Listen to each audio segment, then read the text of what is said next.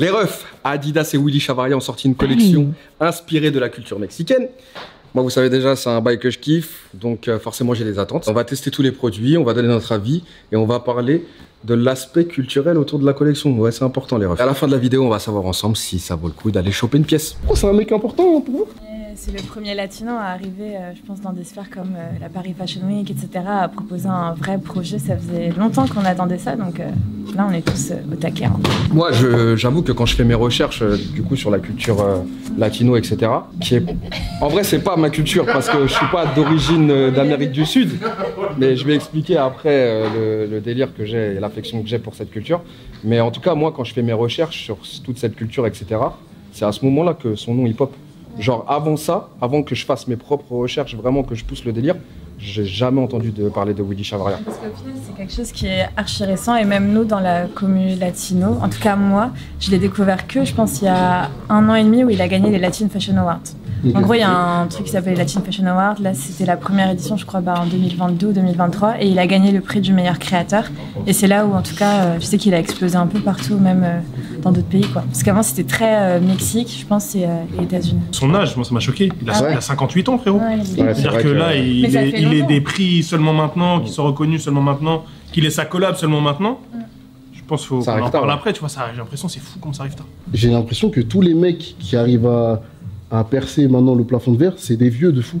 Genre par exemple, si tu regardes le succès du Breakfast Club de Charlemagne, tout ça sur les dernières années, tu te dis c'est un truc de ouf, c'est le média, c'est la première radio aux States, c'est tout ça. Tu regardes les mecs qui sont à la radio, ils ont 50 piges frérot, en léger. Et le moment où on écoute, en vrai, ouais, j'allais dire même 10 foules à la radio, c'est déjà des darons de fous malades gros. C'est-à-dire, faut aussi se dire ça quand tu crées ton projet, genre, tu vas peut-être pas percer à 20 ans, peut-être pas à 30, peut-être pas à 40. Peut-être à 50 tu vas percer, mais il faut vivre en attendant, trouver de l'argent quand même les frères. Je vais commencer par ça. Ça, je trouve ça très C'est quel bail? C'est vraiment mon bail. Là, toutes les pièces, c'est pour toi ou c'est des trucs qui sont sur le marché? Hein? Il connaît frérot. Et là, tu vas lui laisser ça, il va porter ça pendant 6 mois non-stop. Il va porter que ça. 6 mois, 6 mois non-stop. Gentil. T'as pris un petit truc pour Claudia, tout ça? On a des... Wesh! On a des bails. Moi, on m'a dit... Oh mon Dieu! Par contre, mon Dieu! Une paire de chaussettes ou un bail. Vraiment, la chaussette, tiens. J'ai précommandé la chaussette qui va arriver dans quelques temps. J'avoue que moi, ce qui me frappe surtout, et pourquoi j'aime ça, c'est déjà la culture latino, c'est un truc qui me parle. Mais quand je vois les sables, je me dis putain, il a été chercher les codes des bails que je kiffe de fou. Tu vois, que quand j'écoute les sons West Coast, etc., et que je vois les mecs comment ils sont sapés, et bah là, je reconnais ça de fou dans sa collection. Que ça se retrouve dans un défilé à la Fashion Week, je trouve ça incroyable. Tu vois. On a cette pièce-là, qui est très très belle. J'avoue, ça a l'air très quali. Hein. Franchement, les matières et tout ça... C'est lourd, hein. En poids, c'est vraiment lourd. C'est quoi le retail de ça, les frères? On parle de poids, tout ça. S'il vous plaît, s'il vous plaît. Vas-y, annonce, Cosmo. C'est quoi le prix du maillot? Oh mon Dieu. Je crois que celui-là, il était à 180 ou 200 euros. Mais, ah ouais, c'est chaud, frérot. Même quand tu vas le porter, tu vas voir chaud, il y a moyen. Eh gros, c'est un taille L, ça, gros. Ouais, ça taille très grand. Vas-y, Sean, tu essaye-le. Ouais. Ma gueule, tu veux dézipper ton vape, essaye-le, ma gueule. Ça, tu veux travailler bike que ça. Eh gros, teste-le toi, frérot. Je vous ai dit 180 ou 200 euros la pièce? 250. Il est à 280 celui-là. 280. Ça commence à changer là. Et les refs, pour changer le prix d'un truc, il faut quand même regarder deux choses. C'est matière, lieu de fabrication. Ça, c'est le truc qu'il faut regarder en premier. Après, on regarde les détails sur le vêtement. Est-ce que ça vaut les 280 balles? Regardons. Là, spoiler alert, je sais que ça vaut pas. Ouais, ça. Regardons. Cherchez loin. La matière, elle est incroyable, hein, les frères, hein, par contre. Hein. La matière est incroyable. Franchement, là, le haut, là, j'aime trop la matière. Ils veulent pas dire? Made in Indonesia. Indonésia. Et matière, 100% polyester. J'avoue, c'est chaud. J'avoue, c'est hard. Eh les frères, c'est chaud le prix, mais ça mérite d'être vu, non? En vrai de vrai, qu'on le voit là. Ouais, il va le porter, gros, Déjà, là, en faisant ça, Tu vois que c'est bizarre? je sens que ça va être un peu serré au niveau de la taille. Rentrons le ventre. On dirait un quarterback. Ouais, mais ça sert trop là. Ça me sert trop là au niveau du bide. Mais les bras et tout, c'est trop... Oula. Par contre, je trouve les manches, c'est d'art. Eh gros, tu rentres là. Alors, je rentre le ventre de malade. Là, carrément, j'ai du mal à respirer, carrément. Mais ce que j'allais dire, c'est que, j'avoue, c'est un peu serré. Il est long. Hein. En fait, c'est en longueur. Ah, il est Tu long. vois, Mais bon, ça c'est pas... Mais j'aime bien le délire, moi. Là, je me sens pas bien dedans parce que je suis un peu serré au niveau du bide, etc. Mais je pense que si je suis fit, je pense que je vais vraiment bien aimer le délire. On dirait une coupe fashion d'un maillot de hockey. Ouais. Ça là. Et il y a un truc que je kiffe de fou aussi, c'est les manches longues. Ça, moi, j'aime trop. Oh, je crois que j'aime pas la coupe. T'aimes pas la coupe? La coupe t'aimes bien, moi je te dis, tombe-toi dessus. En fait, c'est trop.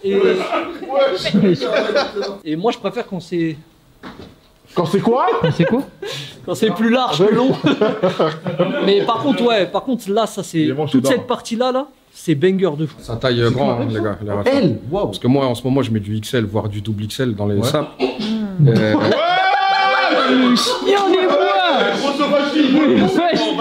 une dinguerie, gros. Ouais, je commence. Et toi. J'accepte. Ça va de l'écran. Il a accepté. J'accepte. Et ça, c'est du L, donc ça taille très oversize. J'ai eu une longue période où j'étais grave dans les polos. Ça, là, je trouve ça trop chaud, les frères. Montre, go. Énorme. Ouais, ok, cool. Ah, le col, il est bizarre. Putain, c'est d'art ça.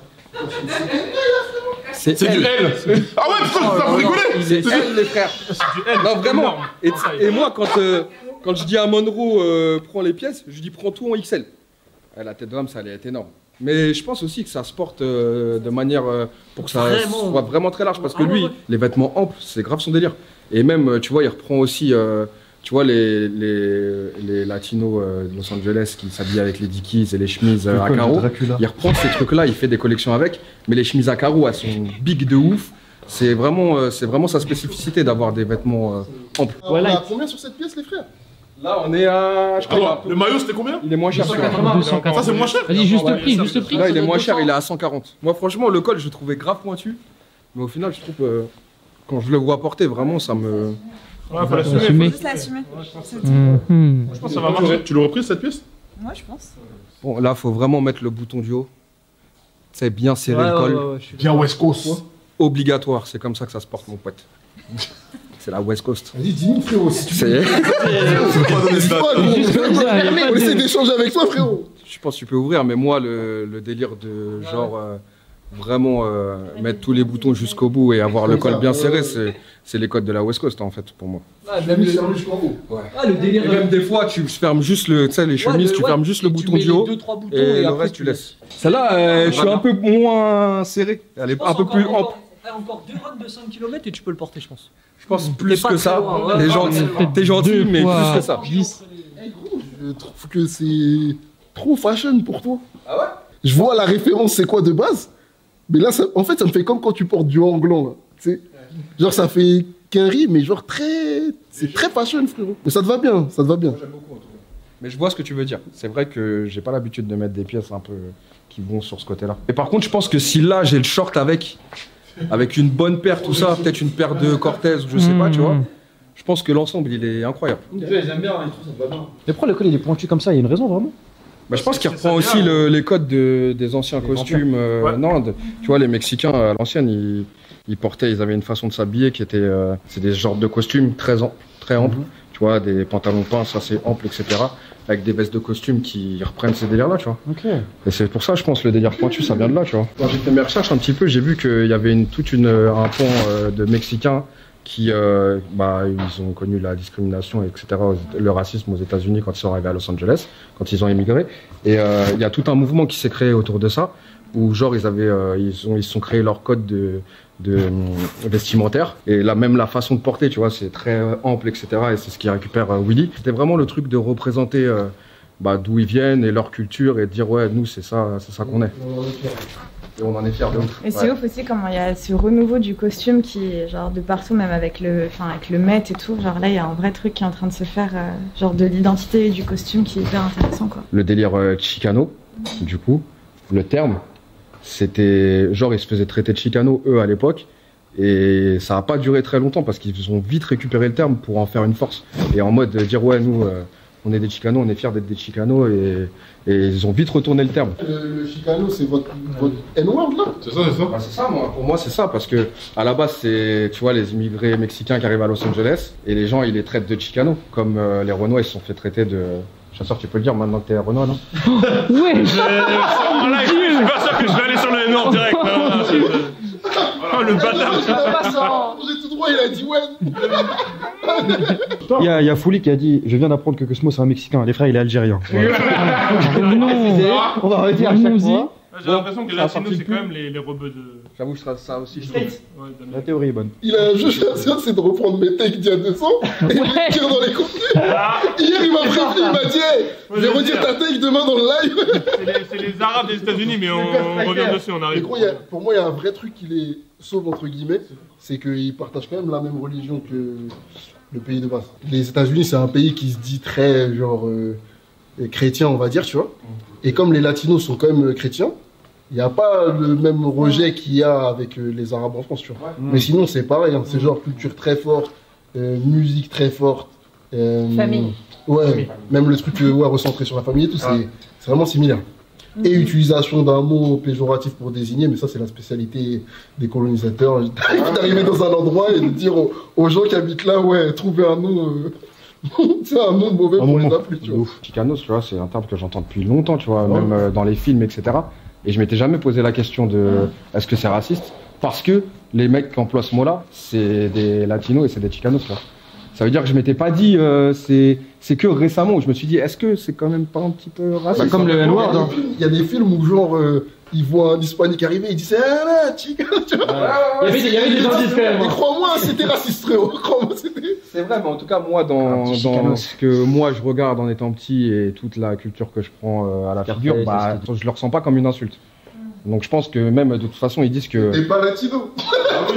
Tu vois. C'est un plus gros. C'est comme si un gars il dit ouais truc là. Moi j'utilise le terme mais comme sur Twitch ça bloque, tu vois. C'est comme si je dis, toi tu dis ouais je trouve N-word c'est pas trop raciste.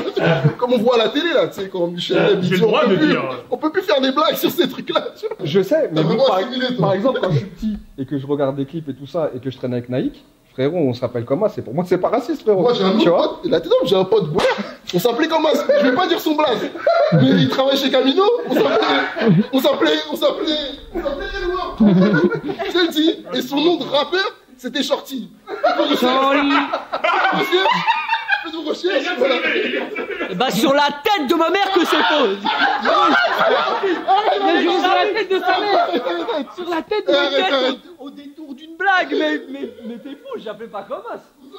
Non, je disais mon frérot, tu te trompes. T'entendais mal. Ok, Charlie. Ouais, moi j'allais dire que, enfin même. Je le dis moi aussi souvent, au quotidien. Y'a rien. Non, mais le terme chicano, en vrai, enfin même moi ça me concerne pas. Enfin, je suis pas mexicaine. En fait, c'est vraiment, enfin c'est les immigrés, enfin mexicains qui sont arrivés à Los Angeles qui ont justement réutilisé ce terme pour se représenter et tout. Mais moi, en tant que péruvienne, par exemple, ça, c'est pas ma culture. Enfin, je suis pas du tout chicana, par exemple. C'est-à-dire quelqu'un qui vient de voir qui dit ouais chicanas, c'est raciste directement. Bah non, c'est juste en mode, enfin tu sais, ça me concerne pas quoi. Tu vois. En vrai, c'est vraiment un truc que je me suis posé comme question aussi, c'est est-ce que tous les gens d'Amérique latine, tous les latinos, ils se considèrent comme des chicanos? Et en fait, non, puisque c'est vraiment un truc qui vient du Mexique. Et du coup, si tu viens du Pérou, si tu viens de Colombie, etc., bah, je pense que ce terme-là, c'est pas un terme qui pour moi, enfin pour eux en tout cas, se représente. Pour moi, les racistes en face, c'est ça, ils sont dans le même sac. C'est pour ça que même nous, genre même moi directement, si je me dis non. Vas-y, mets le tweet et comme ça c'est bon. Quand moi j'avais mes yeux, que je regardais cette culture-là à travers mes yeux et que j'entendais Chicano, pour moi ça représentait tous les latinos, tu vois. J'avais pas ce truc de différencier, ça vient du... Comme les racistes. Quelqu'un qui a essayé d'écrire Chicanos dans le chat et ça a été retenu pour harcèlement. On accepte, on autorise.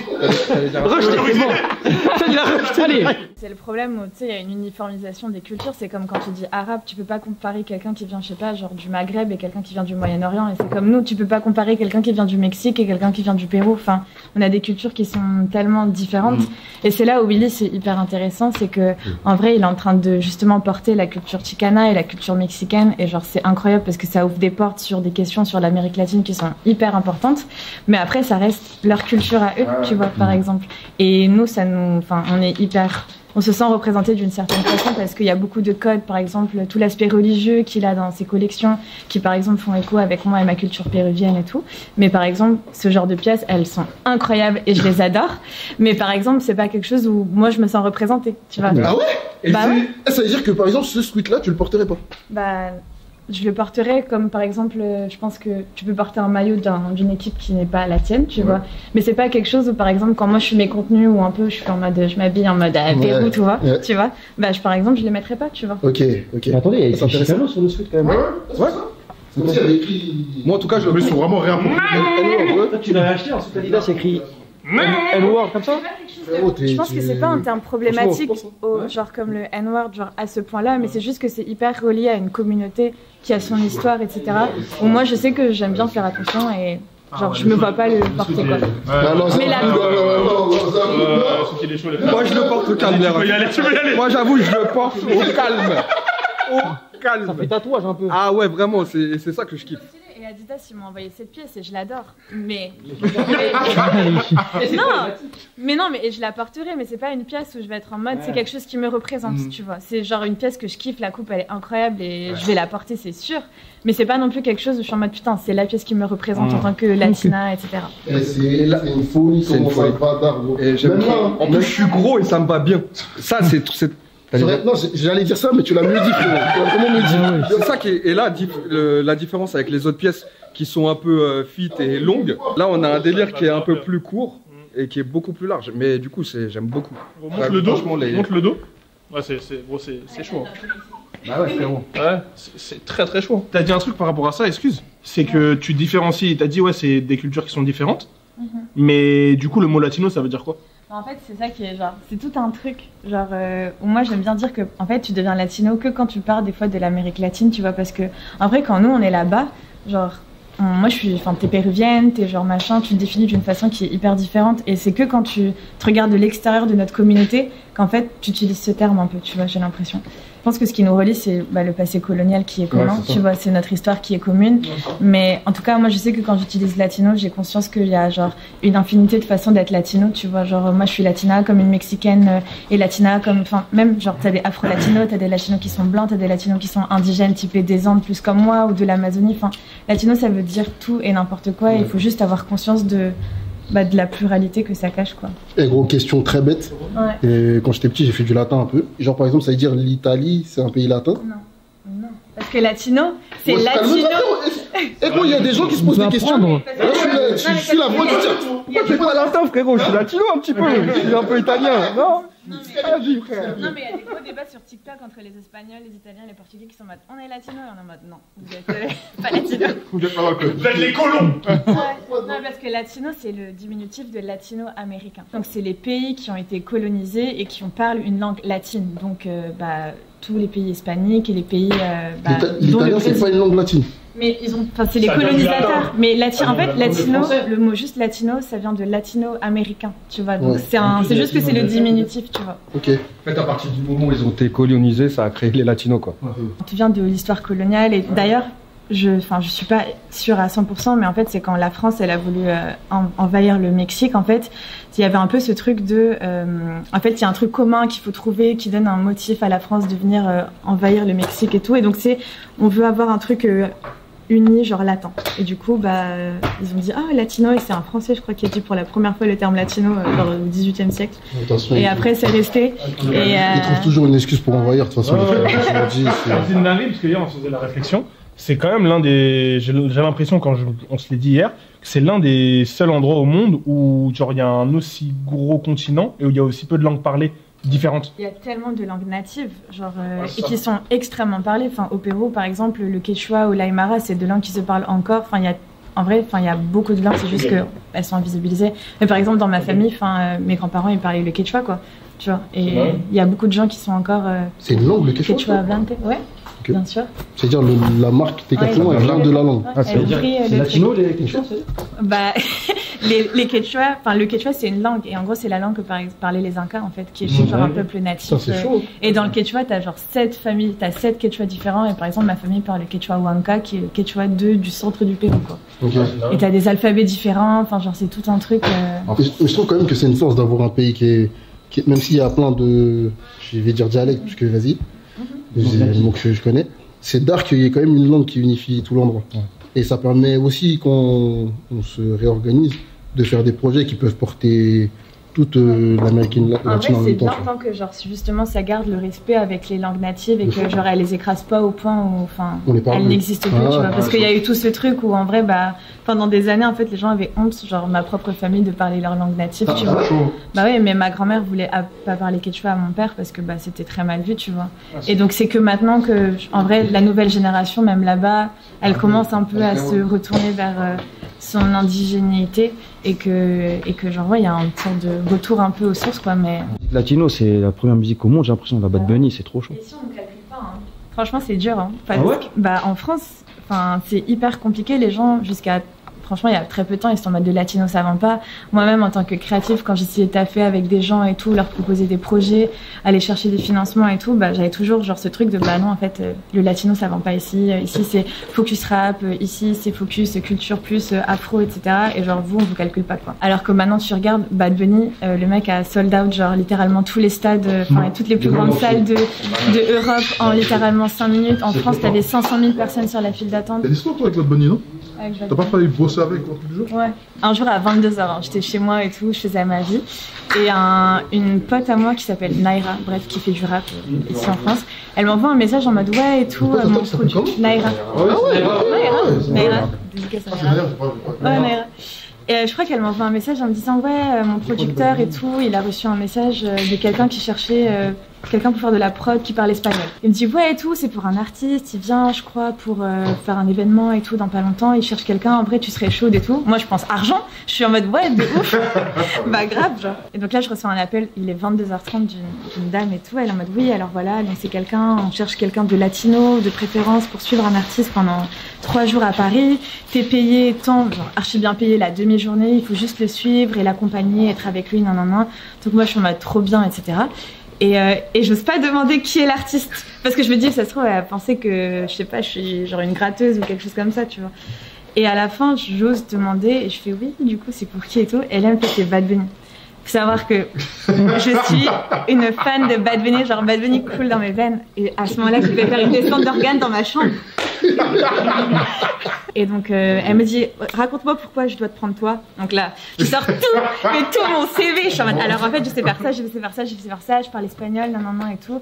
Et elle en mode trop bien, en vrai tu corresponds grave au profil qu'on cherche et tout. Je fais remonter à la team et je reviens vers toi. J'appelle tous mes potes, les gars et tout, j'ai trop peur, allumez une bougie pour moi, priez, je sais pas, faites quelque chose, mais genre faites que ça se passe. Et la meuf le matin à 6h elle m'envoie un message en mode vraiment j'ai trop aimé ton profil et tout. Là j'arrive sur place à Place Vendôme et tout. Je parle de toi à la team, vraiment je veux vraiment que ce soit toi toute la journée. Je suis là encens, bougie, pour que ça marche. Elle me renvoie des messages en mode putain la team ils ont trouvé quelqu'un d'agence pour faire ça mais moi je veux vraiment que tu viennes, je pousse pour que ce soit toi. Et à la fin elle me dit écoute je suis désolée ils ont pris quelqu'un d'agence. Et sur les photos de Bad Bunny à Vogue World je vois il y a un mec qui est tout le temps avec lui. Je suis en mode putain, ça aurait Vas-y, il y a bientôt non, mais je me dis, c'est parce que je vais travailler avec lui un jour sur quelque chose de mieux. Et que ça va être genre. Je vais pas être assistante, ça va être, on va faire un truc bien, une collab, je sais pas, quelque chose. Je manifeste. J'aime bien la façon de réfléchir. Ouais. Mais Bad Bunny, c'est trop fort parce que pour moi, c'est un artiste qui est resté hyper fidèle à genre la culture et depuis le début c'est quelqu'un qui a jamais chanté en anglais, genre il a fait chanter Drake en espagnol les gars, genre et il fait tout le temps des trucs pour la communauté et je trouve que c'est un très bon exemple de grandir dans l'industrie tout en rendant toujours au sien et en faisant genre des choses pour sa commu. Et par exemple je sais que la dernière fois quand il a fait sa dernière tournée à Porto Rico, il a installé des écrans géants dans toute l'île pour que tout le monde puisse voir son concert qui a duré 4 heures où il a ramené genre tous les plus grands du reggaeton. Pareil, genre là, il fait cet été un show spécial à Porto Rico qui est que à Porto Rico. Genre. En gros, si tu veux le voir, il faut aller à Porto Rico. Et tout le mois d'août, parce que c'est une résidence, c'est que pour les portoricains. Genre, il faut être de nationalité portoricaine pour pouvoir avoir accès à son concert. Et les places étaient à 30 balles, genre. Et ensuite, il y avait que, je crois, 2 semaines où c'était ouvert au grand public et j'ai eu ma place. Je pars à Porto Rico. Je pars à Porto Rico pour voir le dernier soir de sa résidence, le 14 septembre. Obligé Adidas de sortir une paire. Ils avaient fait ça la dernière fois qu'on avait fait un concert spécial à Boston. Là, ils avaient sorti une paire verte, c'est ça? Ouais. Là, c'était chaud. Et il est fort. Hein. Il est fort. Mais là, la ballerine, elle est trop belle. Hein, qu'il a sorti. La ballerine. Je suis avec toi, frérot. Elle est trop dingue. Elle devrait être un peu plus haute. Ah ouais? Ouais, parce que moi, j'avoue, je trouve ça trop plat, mais la paire, elle est incroyable. Franchement, incroyable. Ouais. Elle est trop belle. Et elle est confortable. Hein. Bon, il reste 2 pièces. Il n'y a toujours pas de pièces pour Claudia. C'est dingue, est-ce que toujours pas? Moi, j'ai juste tiens à préciser. Si, regarde. Je sais pas si c'est quelle taille.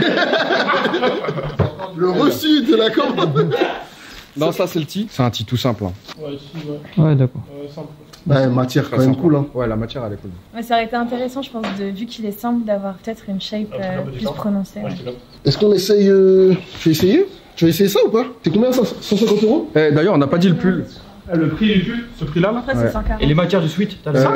Le sweat, on est à 160. Putain, il est d'art. Le tee, on est à 100 € quand même. Le tee, c'est 87% coton, 13% polyester. Et ça, fabriqué en Chine. Et là, c'est. Ah ouais, vraiment. 5% d'élastane, le reste, c'est coton. Ah, qu'est-ce qu'il va pas lâcher. Franchement, je suis content que le XL il soit parti direct et qu'on n'ait pas pris tout en XL. Parce que là, en vrai, c'est. C'est vrai que ça fait vraiment comme ton tatouage, là. Lève la tête vite fait. Elle est juste là. Ouais, ça taille vraiment grand. On a une dernière pièce. Fouli dans le chat, il dit ouais, c'est pas pour le peuple. Effectivement, c'est vrai que Willy devrait s'inspirer de Bad Bunny pour les prix, je pense. Ça serait bien. Mais ouais, mais ce qui est ouf, c'est que par rapport à ce qu'ils vendent de base, c'est quand même beaucoup moins cher. Ah, c'est beaucoup moins cher. Willy Chavez, ça a abusé. C'est trop cher, frérot. Je suis choqué. Comment ça coûte? J'ai jamais regardé son site. J'ai des pantalons à 1000 balles, tout ça. Pantalons à 1000 €. Je crois qu'il y a des survêtements à 800 et quelques euros. Les pulls, ça va vite autour des 300, 400, voire 500 €. C'est très très cher. C'est très très cher. Et on a. Il a pêché le pente aussi. Oh là là. Ça, c'est chaud. En gros, c'est quand même très similaire à Korn hein, sur des trucs. Hein. Là, quand je vois la collection, je me dis quand même, ça aurait pu. Tu veux pas le tester? Ah, la pince, putain. C'est d'art ça. Elle est chaude. Oh le bâtard. Survêt de pince. Encore une fois, c'est tout le délire mexicain. Les mecs, ils portent des pantalons pinces qui portent très haut à la taille et qui sont un peu gelards. Et donc, je pense que toute cette inspiration-là, et même quand je vois ça là, j'ai l'impression que ça c'est des pièces coréennes, mais j'ai l'impression quand même qu'ils vont aller chercher ce truc-là un peu sur les pantalons de pince, etc. Il y a beaucoup de personnes qui s'inspirent justement du style West Coast au Japon et en Corée, c'est un truc de fou. Quand j'ai fait mes recherches, j'ai halluciné. Il y a des Japonais qui ont pris la culture de la West Coast. Genre, ils s'habillent vraiment comme des Chicanos de Los Angeles. Et il y a pareil, aux Philippines, il y a une bande de Philippins, pareil, ils ont récupéré toute cette culture. Et les mecs, on dirait des mecs de Los Angeles, ils s'habillent pareil, Dikes, tatouage à fond, grande chemise à carreaux. Souvent des bardeurs blancs, chaussettes hautes, Cortez. C'est vraiment, ils ont repris ce truc-là et ils sont à fond dedans. Toi, le rebeu qui a le droit de faire ça, les autres, ils ont. Ah non, moi ah non, je dis pas ça en mode, ils ont pas le droit de faire ça. Ils sont comme toi, quoi. Je me dis, ils sont d'art de ouf, frérot. Faut que t'ailles tous les voir, carrément. J'habiterai là-bas, je serai dans leur communauté. Mais pas les voir, je serai avec eux, frérot, c'est sûr, frérot. Je trouve que la culture chicano et même latino un peu West Coast, de base, c'était très Nike. En vrai, avec les Cortez et tout. Et là, c'est intéressant de voir que c'est Adidas qui prend un peu le relais avec ce genre de collab. En tout cas, il y a un enjeu États-Unis pour Adidas, c'est Amérique globalement. Amérique globalement. Ils ont besoin, c'est un marché sur lequel Adidas n'est pas fort, ils ont besoin d'y aller. Et en vrai, ils vont chercher, genre, je ne veux pas dire sous-culture, mais ils vont quand même chercher un mouvement qui n'a pas été trop utilisé par les marques. Et ils s'impliquent dessus. Ouais, ils s'impliquent, c'est ça, je pense, la différence. Why Mike? Ah ouais. Il est très fashion. T'es quoi la taille? Là, t'as pris quoi en taille? Ici, je pense que c'est un peu petit, non? En tout cas, t'as de la place. Hein. Mais par contre, ouais, il traîne au sol de fou. C'est dommage qu'on n'a pas le. Parce qu'il y avait une veste aussi, c'était un ensemble. Le haut, et l'ensemble porté, je trouvais ça trop chaud de fou. Le bas, il était à 200 €. Et la veste, elle était à 250. J'ai l'impression. Pour moi, ça aurait dû être potentiellement Nike, parce qu'il y a quand même ce truc-là d'avoir été pris par ce mouvement-là, en mode ils ont pris les paires de Cortez et ils les ont mis à leurs pieds, et ils en ont fait un peu leur icône à eux, tu vois. Quand tu regardes, c'est pas que les Cortez, parce qu'il y a les Converse aussi. Ouais, c'est ce que j'allais dire. C'est pour ça que c'est une occasion manquée de la part de Nike. Au Pérou, par exemple, c'est beaucoup plus Adidas, hein, tu vois. Genre dans les pays même d'Amérique latine, à part le Brésil, en vrai, qui est très très Nike. j'ai l'impression que Adidas c'est quand même hyper présent, genre peut-être plus que Nike. Et Bad Bunny qui collab aussi avec Adidas et qui est en train de, pareil, remonter la marque, je pense, dans la commu, quoi. Je pense aussi. Et ouais. Ils sont en croissance de fou, genre il y a un plus 28% d'augmentation en Amérique latine. Ils font presque 3 milliards de chiffre d'affaires et je pense qu'ils ont envie de continuer à faire du chiffre, tout ça, à faire rentrer de l'argent. Et tu vois, ils n'ont pas attendu que les gens s'impliquent sur Adidas pour, j'ai l'impression, le faire, tu vois. Aller chercher des collabs, aller s'impliquer dans la culture. Et en vrai, quand même, big up à Adidas qui a été la première marque aussi à me suivre à Paris, hein. Enfin, à me calculer. Bah ouais. Pour moi, c'est dans la continuité de ce truc d'élever les créatifs et en tout cas s'impliquer dans ces cultures-là, tu vois. Ouais. Et au moins, ils le font jusqu'au bout. Ils le font pas juste là-bas et vas-y, ici, on calcule pas. Ouais. Toi, sur quel projet, par exemple, ils se sont impliqués? Du coup, moi, ils se sont impliqués dès mon premier gros projet qui était un festival latino en 2023, pardon. Et en gros, pendant un mois, c'était mettre en avant les cultures latino à Paris. Et en gros, ils ont été derrière moi sur tout, quoi. Surtout, et après, ils m'ont suivi sur le pop-up que j'ai fait l'année dernière, où vous êtes passé. Et pareil, en gros, on avait fait tout un corner mercerie où tu pouvais venir custom ta paire de... Je crois que c'était les gazelles que j'avais. Et en gros, j'avais ramené des rubans et tout du Pérou et les gens pouvaient venir custom leur paire et acheter des rubans, etc. Est-ce que je pourrais expliquer le but du pop-up Lo Nuestro? Ouais. Alors, le but du pop-up Lo Nuestro, c'est que, en tant que latino en France, on n'a pas eu l'occasion d'avoir des vêtements qui racontent notre histoire et qui nous ressemblent. Et moi, j'avais toujours les yeux rivés sur ce qui se passait aux États-Unis, à New York, à LA et même en Amérique latine sur les marques. Mais c'est tout le temps trop compliqué d'acheter des choses parce que t'as les taxes, t'as les shipping, t'as genre les sizes qui des fois sont pas différents. Par exemple, ça c'est taille hyper grand et tu connais pas forcément les tailles US. Enfin bref, tout est trop compliqué. Et du coup, je me suis dit, pourquoi pas créer un espace où je peux ramener ces marques à Paris et donner la chance à d'autres personnes qui, comme moi, n'ont pas eu accès à ces vêtements, du coup, d'y avoir accès. Et du coup, c'est comme ça que j'ai créé Lo Nuestro. Et il y a eu 12 marques latino qui sont venues un peu des 4 coins du monde. T'avais New York, LA, le Mexique, la Colombie, etc. Et voilà. Et l'idée, c'était de reprendre la DA des marchés latino-américains et en gros de recréer un pop-up qui s'inspire de ça. C'est trop intéressant. Je pense que la communauté un peu latino qui est sur Paris, ça les a fait kiffer parce que c'était un moyen de se retrouver ensemble, etc. Ouais. Mais je pense que tu vois, si tu refais, ce qui va être intéressant, c'est d'essayer d'amener d'autres personnes pour vraiment leur montrer cette culture. Je trouve ça, c'est trop important et c'est vraiment, tu l'as fait d'une bonne manière. Ce qui est cool à Paris, j'ai l'impression, c'est que mine de rien, on s'intéresse un peu tous aux communautés des autres et on est tout le temps hyper curieux d'aller voir les événements d'autres collectifs qui sont genre plus centrés sur d'autres cultures. Et c'est trop bien parce que dans mes événements, c'est pas du tout que pour les latinos, il y a plein de gens qui viennent et qui juste sont curieux de découvrir. Et en plus, je trouve qu'on est en mode buena onda, chaleureux, donc les gens ils se sentent tout de suite à l'aise. Et encore une fois, t'as plein de petits liens qui sont avec d'autres cultures, donc les gens ils se reconnaissent dans des trucs. Je sais pas, il y a beaucoup de gens qui m'ont dit moi les salons de beauté de rue, ça me fait penser à chez WAM et tout. Donc c'est trop bien, les gens s'y sentent bien et c'est un peu le but de mes projets, de réussir à ce que les gens pendant un moment se sentent comme à la maison, quoi. Pour les projets de marque, ça sert aussi à ça. En gros, des fois, quand par exemple tu fais une exposition ou un salon et que c'est gratuit, tu vas pas forcément gagner de l'argent. Et il faut quand même que on trouve un moyen de faire en sorte que genre, tu puisses raconter ta culture, raconter des histoires, montrer des artistes, tout ça. Et pour ça, il faut de l'argent. C'est pour ça que des fois, les financements de marque, ça aide aussi à faire des trucs qui sont trop bien. C'est le côté que j'aime bien d'Adidas, ce côté un peu la marque des créatifs. En mode, vas-y, on appelle Willy Chavaria, il design son bail, il a 60 ans, depuis il n'a pas de collaboration. Nous, on va aller, on va risquer. On va appeler Camino, on les laisse faire leur projet community avec des règles un peu bizarres.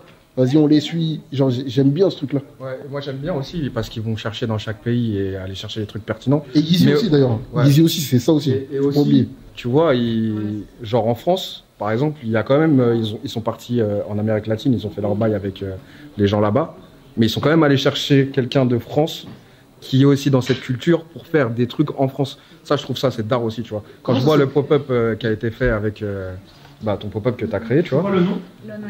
Lo Nuestro. Ça veut dire quoi? À nous. C'était où t'étais allé là? Ouais. Quand je suis arrivé là-bas, j'étais... Je suis pas d'origine latine, mais j'étais chez moi, les frères. Je vous dis la vérité. Je voyais des gens qui me ressemblaient, tout ça. C'était chaud. C'était trop chaud. Vraiment. Le petit créateur que tu es allé chercher, les pièces qu'ils ont présentées, c'était vraiment très très chaud. Et de moi là, pourquoi je kiffe cette culture-là? Parce que y a plusieurs choses. Déjà, c'est une culture dans laquelle je baigne grâce au rap West Coast. Parce que quand je suis tout petit, mes cousins, ils me ramènent du son. Et le son que j'écoute le plus, c'est le son West Coast. Tu vois, New York, j'y viens beaucoup plus tard. Genre, pour l'anecdote, le premier rappeur où j'arrive à... Tu sais, quand t'es petit, tu te rends pas trop compte des noms des gens, etc., machin. Même la voix que t'entends, tu sais pas trop différencier. Le premier où j'ai su différencier, c'est Tupac. Genre, quand il passait, je disais, ah ouais, ça c'est Tupac. J'étais petit, frérot, j'étais très petit. Donc, West Coast à fond, après, avec Snoop Dogg, Dr. Dre, Nate Dogg, tous ces mecs-là qui sont arrivés dans le rap et qu'on fait du sale. Et vestimentairement parlant, ça me parlait de ouf aussi. Parce que le délire de... Bah, tu vois, ils ont un code vestimentaire qui leur est propre. Le délire de mettre Dickies, tu vois, avec souvent un débardeur, une chemise à carreaux un peu gelard, casquette, boutonnée jusqu'au bout, Cortez, Converse, tout ce visuel-là. Ouais. Gros, c'est ce que tu portes encore aujourd'hui. Et c'est... Visuellement, je trouvais ça trop stylé, vraiment. Et du coup, il y a ça. Mais il y a aussi autre chose, c'est que souvent les gens ils me prennent pour un latino, alors que j'en suis pas. Et dès tout petit, c'était déjà le cas. Ça veut dire que, tu sais, quand t'es petit, tu cherches un peu ton identité, tu t'identifies à des gens qui te ressemblent. Et en vrai, moi, je ressemblais à ces gens-là, tu vois. Ça veut dire que quand j'en voyais, quand je regardais des films et tout ça, pour dire, un de mes films, mon film préféré all time, c'est Les Princes de la Ville. Et tu connais Les Princes de la Ville ? Frère, c'est un film qui est trop important pour la culture latino, je trouve. En tout cas pour les Chicanos de Los Angeles. C'est vraiment un film qui parle de ça, tu vois. Frère, c'est un film, c'est une dinguerie à regarder quand t'es petit. Je le dis. C'est n'importe quoi. Regarde ça quand t'es... Moi, je vais jamais montrer ça à mes enfants. C'est n'importe quoi. C'est ton film préféré depuis que t'es petit? Depuis que je suis petit. Carrément, pour l'anecdote, au collège, en 6e ou 5e, j'avais fait une rédaction sur le film. Ouais, c'est vrai. Direct. Ouais, et c'est là, ils t'ont mis de côté direct à l'école. Ils t'ont dit, ouais, prends une table tout seul. C'est qui est là. Il y en a 2 ou 3? Non, il y en a qu'un seul. Il y en a qu'un seul? Ouais. Je raconte un petit peu l'histoire du film. En fait, c'est 3 cousins qui font partie du même gang. C'est ça, ça s'appelle les Vatos Locos. Ah, voilà. Tu vois. Et même carrément, je me suis tatoué. C'est en référence à ce film-là. Bref. Ça s'appelle les Vatos Locos, et en fait c'est 3 cousins qui vivent à Los Angeles. Et t'en as un, son daron il est blanc et sa daronne elle est mexicaine du coup, et il retourne vivre avec eux. Et il est blanc, donc il est un peu, tu sais, les gens ils le considèrent pas comme un Chicanos. Mais lui il se considère vraiment comme un Chicanos parce que c'est sa culture, sa daronne elle est Chicanos, enfin mexicaine, etc. Et il va vivre avec eux et ils font partie du même gang. Et ça part un peu en couille quand ils sont jeunes, et en fait ils se retrouvent séparés. Ils ont chacun un destin qui est différent. Il y en a un qui se retrouve keuf, il y en a un qui va en prison, et il y en a un qui tombe dans la drogue. Et tu suis leur histoire à tous les 3, et puis et c'est trop intéressant parce qu'il y a vraiment cette culture mexicaine du coup, qui est mise en avant dans le film, avec la fête des morts, avec les bails comme as. Et visuellement déjà, ça me parle aussi parce que mine de rien, le film, je le vois après avoir écouté tous les trucs et avoir visualisé les gens qui s'habillent d'une certaine manière. Mais dans le film, vu que ça descend de ça, vestimentairement parlant, la West Coast, ça descend de ces mecs-là, et je vois aussi des trucs qui me font kiffer. Genre les pantalons pinces portés un peu haut avec des bardeurs blancs, chapeau, je trouve ça d'art. Plus, il y a aussi, du coup, c'est des gens qui me ressemblent, même si je viens pas du même endroit qu'eux et que je suis pas d'originaire. Il y a un truc où je m'identifie grave. En vrai, dans Les Princes de la Ville, pour moi, quand je regarde le film, je suis un Vatos Locos. Ça veut dire, tu vois, il y a ce truc-là, vraiment, c'est ouf. Hein. Au quartier, on avait le film, et en gros, j'ai dit, ouais, il y en a plusieurs, c'est parce que le film, il dure 3 heures. Ouais. Et on avait plusieurs cassettes du film, en mode, on pouvait regarder une première partie du film, deuxième partie du film. Et mon gars, un jour, on s'est assis, il y avait Wham, Massil, que vous connaissez, son ref. Ils ont commencé à regarder ça, j'étais petit, j'étais chaud, frérot. Je regardais les trucs, je me disais, mais attendez, c'est quoi ce film? Carrément, j'ai pas fini de regarder, gros. J'ai pas fini de regarder, je suis parti jouer au foot ou un truc comme ça. Le film, il est vraiment, en tout cas, quand t'es petit, c'est un film vraiment violent. Mais tu plonges vraiment dans un univers, je comprends que ça te parle de fou. Aujourd'hui, vous pouvez juste regarder Coco de Disney, non? Si on veut vraiment plonger dans l'univers. Ouais, après, celui-là, pour les autres. Moi, Coco, je trouve c'est d'art, mais par contre, c'est vraiment sur le truc de la fête des morts. Qu'est-ce que ça représente pour cette culture, etc. Ça va pas beaucoup plus loin. Après, tu vois quand même le truc. Il y avait aussi un truc, le truc famille. Genre que je vois, moi, quand je regarde cette culture, ça me parle aussi, parce que quand je suis petit, je suis très famille, on est tous ensemble, etc. Il y a aussi ces points de similitude qui font que, là, je m'en rends compte plus tard, mais c'est des trucs qui, je pense, me font kiffer quand je les vois, et que, tu sais, c'est ces 3 cousins Et c'est comme des frères. Et genre, moi, j'ai 2 cousins, on est 3, et on est comme des frères. Ça veut dire, les Vatslocos, pour moi, c'est nous. Tu vois, on est 3. C'est vraiment, je te jure, je fais vraiment ce truc-là. Les Arabes aussi, on a ça, mais bon, t'as choisi. Bien sûr. Alors que, en vrai, tu vois, je baigne aussi dans la culture rebeu, mais je sais pas, il y a quand même un truc où, genre, je leur ressemble quand même, et du coup, je m'identifie peut-être plus à eux quand je suis petit, tu vois. T'as choisi. T'as le droit, frérot. Non, mais moi, j'aime bien aussi avoir bien le truc de plusieurs cultures, je trouve c'est d'art, tu vois. Et même si ça fait pas partie de mes origines, c'est une culture que je kiffe. Et du coup, c'est pour ça que quand il y a le pull Chicano là, bah j'ai aucun problème à le porter, moi. En vrai, tant que tu as conscience de ce que ça représente et que tu as du respect envers cette culture, tu vois. Tant que c'est pas des trucs de ouf, bien sûr. Okay. Ouais, je pas en mode. Tu fais ce que tu veux. On a mes concerts, là, je rigole. Il y aurait un ref blanc à nous qui porterait un sweat où il y a écrit N-word. Je pense qu'on rigolerait. Je pense qu'on rigolerait. Les limites de chacun, et c'est comment est-ce que toi, genre, tu poses tes limites, tu vois. Genre, moi, je sais que le sweat, je le kiffe de ouf et je vais le porter, mais je sais que je le porterai pas en mode putain, ça me représente, tu vois, par exemple. C'est tout. Pareil que toi, je vais le porter et je sais ce que ça représente, mais je sais que ça me représente pas moi. Par contre, ça représente une culture que j'aime, donc ça me dérange pas de le porter. Tu vas foot, genre, d'un autre pays, tu vois, genre, tu sais que c'est pas ton pays, mais juste tu le kiffes quand tu le portes, tu vois. Mais tu sais que c'est pas ton pays. Il y a un truc qui est trop d'art, c'est que c'est avec ces collections-là que tu vas aussi t'intéresser. Parce qu'il y a des mecs qui connaissent pas Willy Chavaria jusqu'à présent. Ils vont aller chercher qui c'est, ou alors peut-être ils vont tomber sur cette vidéo ou ce live et ils vont dire, ils vont en apprendre sur quelqu'un et ils vont découvrir toi. Moi je trouve que ces trucs-là c'est trop d'art, ça fait des ponts. Et d'ailleurs Drake il a fait pareil avec le rap UK. Hot take, quelqu'un veut contredire, hein? Non, oui. Il y a plein de ponts entre toutes les cultures du monde, et c'est là où je pense que l'Amérique latine c'est quelque chose qui est hyper intéressant, et c'est ce que j'essaie de développer à travers mon taf, c'est que c'est l'endroit du monde où tu as eu le plus de métissage avec la colonisation. Donc en fait dans la culture latino-américaine tu retrouves des influences qui viennent d'Afrique, il y a une énorme immigration asiatique aussi qui est venue par exemple au Pérou.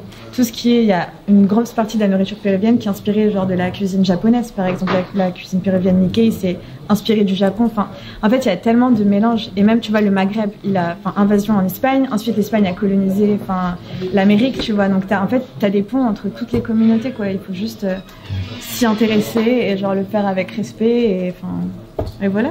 C'est d'art qu'il y ait des influences culturelles sans qu'il y ait de colonisation. Il faudrait tester une fois pour voir si on peut. Non, c'est déjà fait. Là, c'est déjà fait. On n'arrive pas au bon moment. Merci pour l'idée, mais je crois pas qu'on va faire. Il y a 1500 ans peut-être. Juste t'entends la musique, t'aimes bien, tu te dis ouais, pas mal, je vais essayer de refaire le truc. Faudrait essayer comment ça. Notre génération justement commence à voir ces ponts, tu vois, entre les trucs, et là où je reprends Bad Bunny encore une fois, c'est son dernier album. Je sais qu'il a par exemple beaucoup fait écho avec des potes à moi qui sont antillais, tu vois, parce qu'en fait eux ils ont grandi avec des sonorités similaires. Porto Rico, c'est les Caraïbes aussi, donc même la salsa, moi j'ai découvert avec mes potes antillais ici qu'en fait ils écoutaient de la salsa depuis qu'ils étaient petits. J'étais en mode quoi? Ben, alors que pour eux c'est logique par exemple. Donc c'est pareil, les chaises, ta pochette d'album Les Chaises Blanches, c'est un truc qui a parlé littéralement à toutes les communautés du monde. C'est fort, c'est fort. Elle vaut le coup cette collection ou pas? Est-ce qu'il faut acheter ces pièces? Pour moi, je trouve que c'est cher, mais ça vaut le coup de ouf. Gros, ça sonnait trop, mais je suis un suceur de ouf. En ça, dans un autre monde. Si je vois ça, je suis pas renseigné. Je suis pas renseigné du tout sur la personne, etc. Ça me parle direct.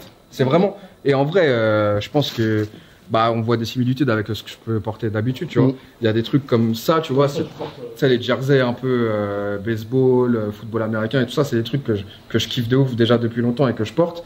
Et pareil pour tout ce qui est délire un peu West Coast et la manière dont c'est porté, je ressens trop ça dans les coupes.